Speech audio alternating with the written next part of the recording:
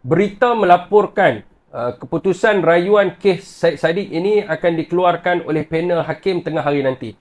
Syed Saddiq merupakan mantan Ketua Armada Bersatu dan Presiden Pengasas Parti Muda, dihadapkan ke mahkamah sebelum ini atas 4 kesalahan berkaitan dengan dana armada dan dijatuhkan hukuman bersalah di Mahkamah Tinggi Kuala Lumpur.